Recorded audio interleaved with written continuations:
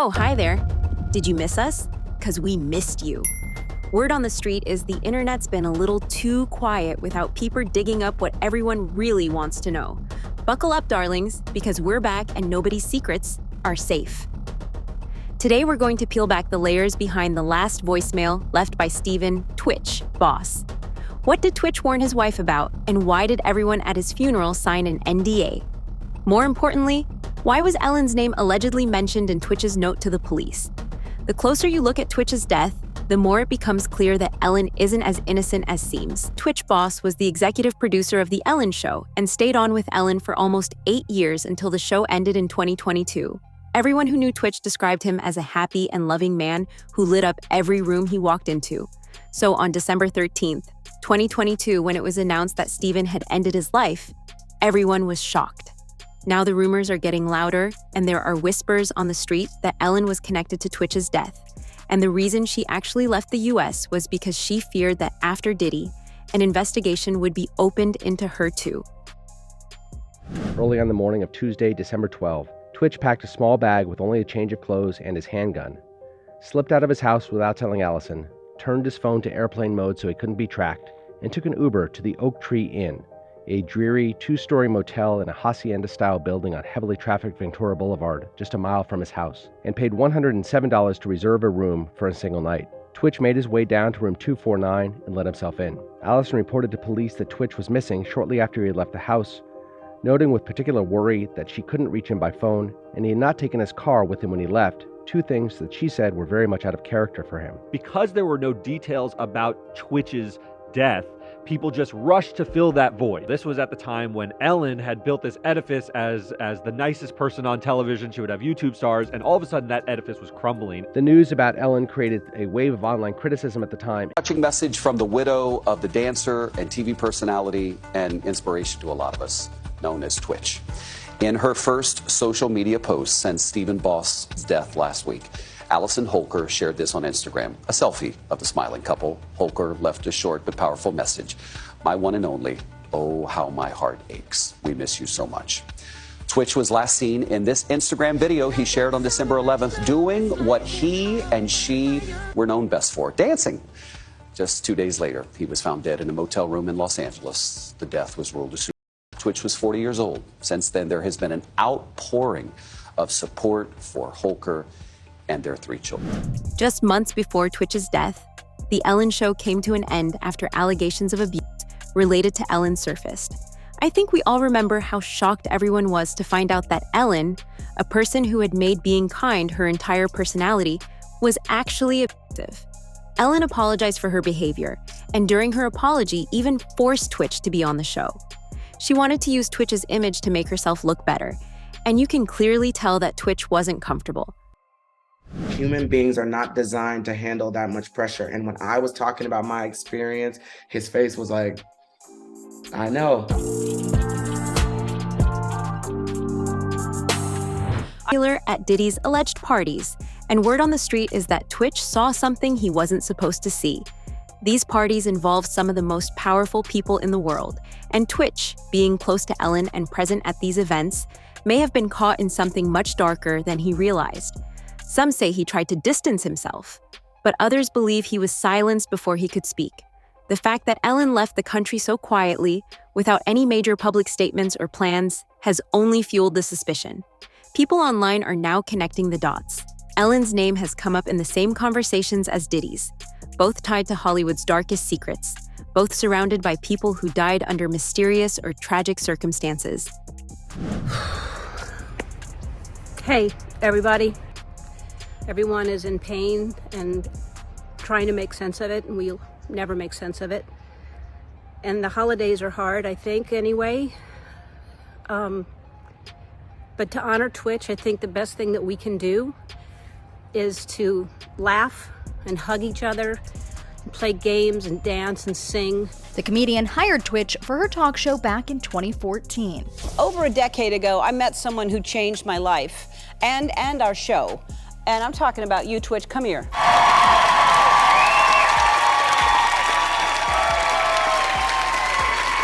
He was the in-house DJ until the series wrapped earlier this year.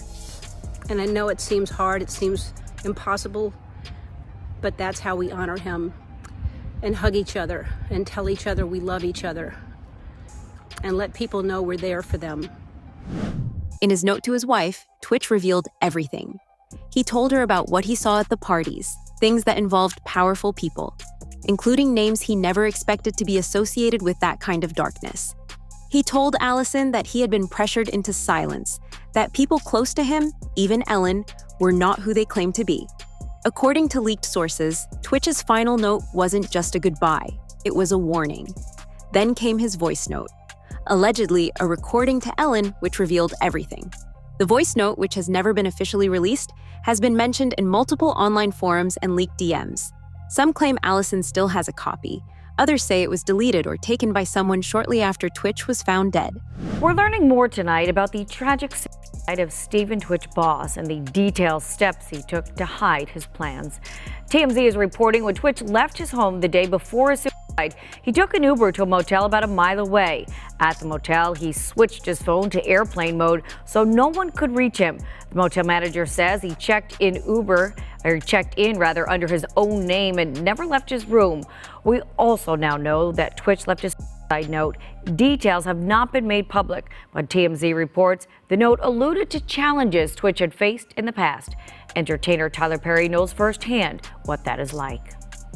I want to take you back to a time in my life where I tried to commit suicide a couple of times because it was so dark. I thought the only way to make this better, this pain go away, is to end my life. Had any of those attempts happened, I would have missed the best part of my life. In 2024, right after Diddy's Miami mansion was raided, Ellen announced that she was leaving the country forever. Her departure lined up perfectly with Diddy also tried to change her appearance too.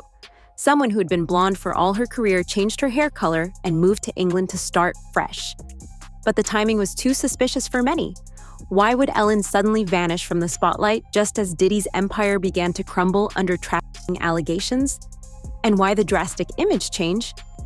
They're losing their minds. She sounded so sincere, didn't she? Very sincere. Virtually choke on her words. But the best one for me is Ellen DeGeneres, who is, by the way, a very nasty person. I've had dealings with her in Australia. Could I tell you some stories about that cow?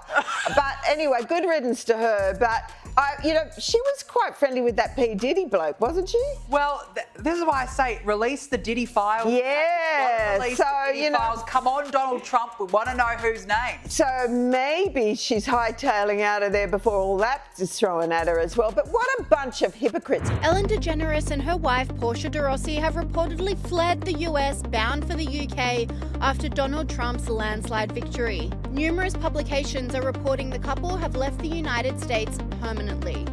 There are also reports the couple have put their Montecito mansion on the market. Entertainment publication The Wrap has the exclusive story and said, Ellen DeGeneres and wife Portia de Rossi have moved to rural England, put their Montecito estate on the market and plan to never return to the United States, telling friends the election of Donald Trump was their primary motivation. Ellen DeGeneres has been a vocal Trump critic, so the move doesn't come as a surprise to most. You're really bad. If you had to be stuck in an elevator with either President Trump, Mike Pence, or Jeff Sessions, who would it be? Does one of us have to come out alive?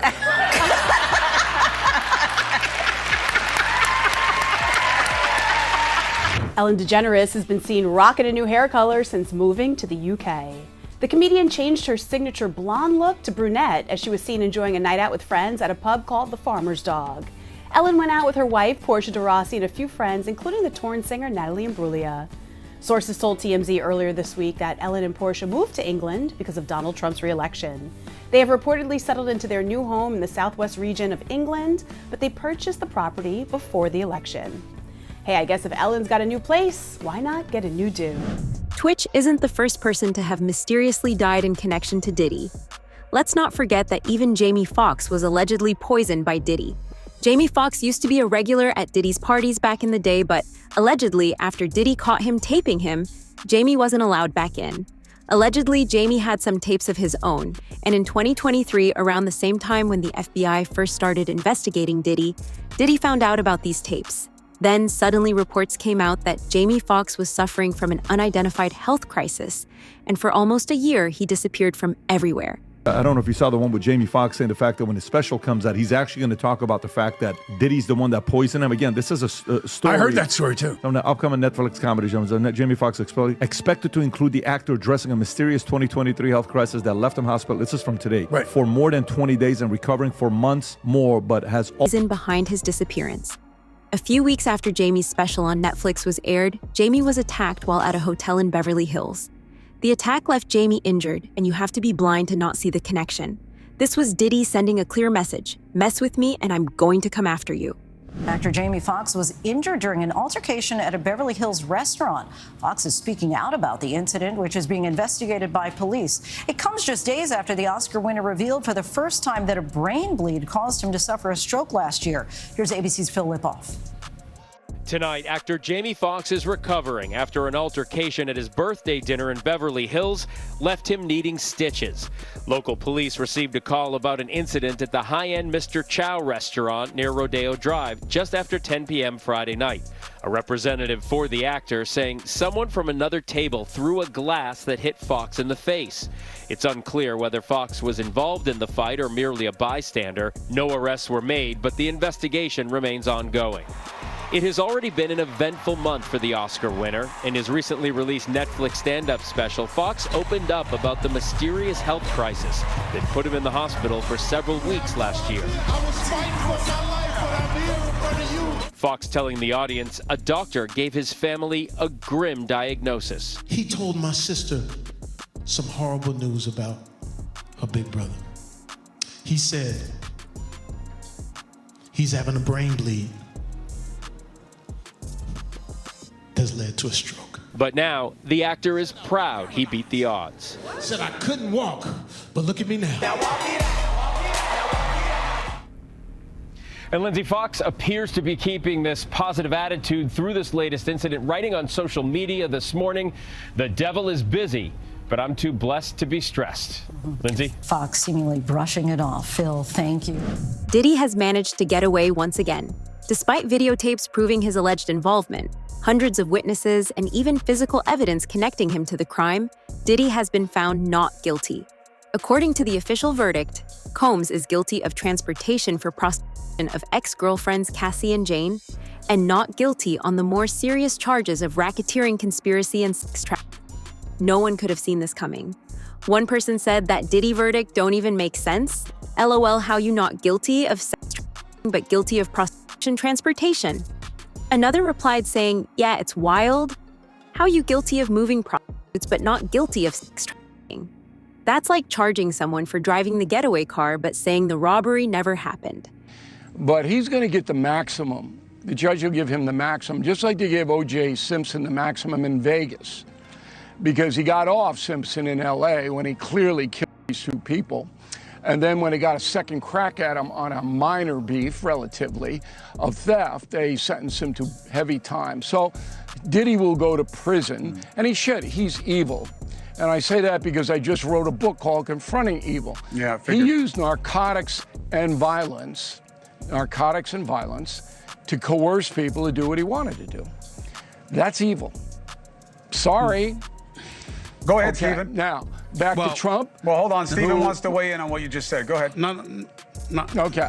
Only thing I want to weigh in, I don't want to castigate the entire culture. I'm tired of, we see pictures of a few bad apples conducting themselves in very disgusting manners and thinking that that's the entire industry. I'm a guy that was raised in the hip-hop industry. I know an abundance of hip-hop artists and beyond who have never engaged in, never been accused of, never would think of putting themselves in the kind of positions. Well, the verdict is in. Sean Diddy Combs has been convicted on 2 counts of transportation of his ex-girlfriends to engage in prostitution, but cleared of the most serious charges against him.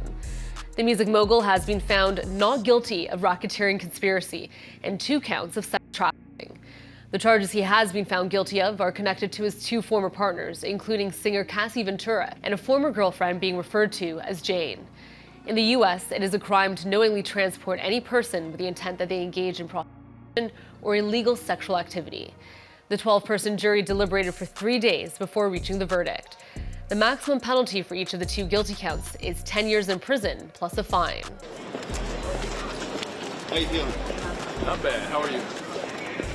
Anything you want the public to know? Not yet. We'll be saying something soon.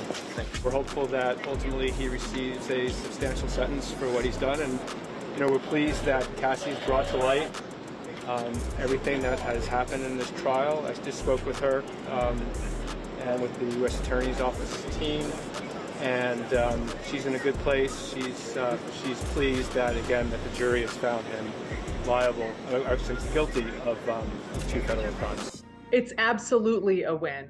The defense took a really big gamble going to trial on this case. Really, any time that a defendant chooses to go to trial against the federal government, it's a big gamble. They have a lot in their favor, and it really paid off for Combs. Today's a great victory. It's a great victory for Sean Combs. It's a great victory for the jury system. You saw that the Southern District of New York prosecutors came at him with all that they had. They're not stopping, but one thing stands between all of us and a prison, and that is a jury of 12 citizens. And we had a wonderful jury. They listened to every word, and they got the situation right, or certainly right enough. They acquitted him of the sex trafficking, which he was absolutely innocent of. They acquitted him of the racketeering conspiracy that he was absolutely innocent of, and all of the components to it. The kidnapping, he was innocent of that. The arson, he was innocent of that. The obstructing justice, he was innocent of that. And that is no longer just me saying that. That is the verdict of our jury. Diddy's sentencing is set for October, and he now faces a maximum of 20 years in prison. If he actually gets sentenced to 20 years remains to be seen, however. Some fans think that Diddy might even walk away from all of this with nothing more than 6 months of probation and some community service. So far, the judge has denied Diddy's bail, which means Diddy will stay in custody until his sentencing. Aaron, we know that sentencing hearing scheduled for the fall. Sean Diddy Combs has already been in custody for about 9 months now, and he's also facing dozens of civil lawsuits. What more does he have ahead of him before that hearing? We know, I think it's on October 3rd. October 3rd at 10 a.m. is when Sean Combs is going to be sentenced for his conviction on 2 counts of transportation for the purposes of prostitution. Each of those counts carries a maximum penalty of up to 10 years. And so prosecutors pointed out in their letter to the judge his total exposure is 20 years in prison. And the judge today, Whit, said that Combs's propensity for violence was starkly depicted on that 2016 hotel security camera footage that may well factor into the judge's sentencing decisions. In the meantime, Sean Combs will continue to be incarcerated at MDC in Brooklyn, the federal jail in Brooklyn, where he's been since his arrest. Cassie is in danger. Her lawyer has asked the court to keep Diddy behind bars as he awaits sentencing, arguing the music mogul poses a risk to her and other witnesses. In a letter to Judge Arun Subramanian, attorney Douglas Wigdor said that Cassie was scared Diddy would come after everyone who testified against him, including herself. Ms. Ventura believes that Mr. Combs is likely to pose a danger to the victims who testified in this case, including herself, as well as to the community. Cassie Ventura's friend Deontay Nash has sent a letter to the judge requesting that he deny Diddy's bail. You know, Deontay Nash is one of Cassie's friends, and he was also her former stylist who testified against Diddy in his criminal trial. He testified about multiple instances of violence that he endured and that he also saw Cassie Ventura go through. Now he has just submitted a letter to the judge asking that he deny Diddy's bail until Diddy is sentenced on the 2 charges of prosta. Deontay Nash said, "I am writing to express my grave concern over the prospect of Sean Combs being released from custody. While I appreciate the fairness that you have shown throughout this proceeding, I feel compelled to be unequivocal about the danger he possesses to the public and to the individuals who have risked everything by coming forward. Mr. Combs has a long, well-documented history of violent, coercive, and retaliatory behavior. Over the years, he has repeatedly escaped meaningful accountability accountability, and each time, this has only reinforced his sense of impunity. If he is released now, I have no doubt that he will see it as yet another license to continue intimidating, threatening, and harming people who challenged or exposed him. Many of us have firsthand knowledge of the fear that he instills in those around him. Gene Deal has reacted to the verdict too. He thinks that despite the verdict, Diddy's career is over. Everyone knows what kind of a monster Diddy is now. 34 witnesses testified against him. The parties, the tapes, the testimonies, the victims. You can't unsee what's already out there. They already knew this was going to happen. What did I say, Mighty? I said that if it goes before January the 4th, it ain't going to look good for the prosecutor. Didn't I say that? I said that means that they probably just get him on the sexual charges. But if it goes past the 4th, that means they really want to do their job and see and get this nigga a lot of time. Cause they knew they had proved the sexual with the dudes, you know, paying them to come and have sex with the girls and everything like that. But we found out a lot of things about this dude in this trial, bro. A lot of shit none of us even knew. But they celebrating this. This dude is psychotic. I don't care what you say, bro. You look at some of the stuff that he did, and like I say, that's what's good in the hood now. Diddy is coming after the people who spoke out against him. Roger Bonds, a celebrity security guard involved with Diddy, said that Diddy put out a hit on Gene Deal and paid people to throw hands with him. Diddy has a history of this behavior. In an episode of Piers Morgan, celebrity bodyguard Big Homie CC said that he was threatened for speaking out against Diddy. I'm saying, but he was like, yo, if y'all see Gene, I'm telling y'all, man, somebody better punch him in the face. Somebody better do something to him, man. He out here doing this, that, and we'd be like, all right. Okay, so when was this? Because was Gene doing interviews at this point? Yeah, we talking like 2008, 2009. Gene was spreading the word. You know, Gene was always bad-mouthing Gene. Wait, hold on. Vlad TV started in 2008, 2009. YouTube was really early. No, he wasn't doing YouTube and stuff. He was going around talking a lot of shit. And we all from Harlem. So he was just talking a lot of and it's a small, Harlem is small. So what was Gene Deal saying during that time? What did you hear? He basically was talking about Puff fighting women, hitting women, that was going on with him and Kim. Puff being gay, you know, with him and Usher and shit like that. He was talking the same shit that he's talking now on a major scale, but he was spreading it around Harlem. Okay. So it was basically a thing where, yo, if y'all see, man, I'm telling y'all better hear, he got hands put on him, this, that, and the other, but we seen him, you know what I'm saying? Well, Pierce, let me ask you a question. From your journalistic perspective, have you ever noticed how in this industry, people untimely meet their demise soon as somebody else seems like they're having a problem? Have you ever seen that before? Well, there was, of course, the case of one of his other ex-girlfriends, Kim Porter, who died of pneumonia at a very young age. You just referenced your own situation with pneumonia that you believe was deliberate poisoning. Do you believe that may be what happened to her? Why are so many people coming down with pneumonia? Why is that happening to everybody? What is that about? Where have you ever seen this many cases of pneumonia associated with one situation? So, you know. There were rumors. I'm not saying. Well, I was going to mention on this that there have been rumors circulating online that Diddy may have poisoned Jamie Foxx, which caused his 2023 hospitalization. In his Netflix show, he compared Combs to the devil in revealing his near-death experience after a brain bleed and stroke. He said, I say this all the time, I saw the tunnel, I didn't see the light. It was hot in that tunnel. I thought, shit, have I gone to the wrong place? I looked at the end of a tunnel and I thought I saw the devil saying, come on, or was that Puffy? There you have it. Another body buried under Hollywood's golden carpet. A beloved dancer, a global icon, a man who lit up every room reduced to a footnote in a scandal nobody wants to talk about. Twitch tried to warn us. His note wasn't just a goodbye, it was a roadmap. But the industry made sure we lost the trail. And Diddy? He's still playing the game, even with the walls closing in. October is coming. And with it, Diddy's sentencing? Will justice finally be served, or will the system protect another star with too many secrets and too much power?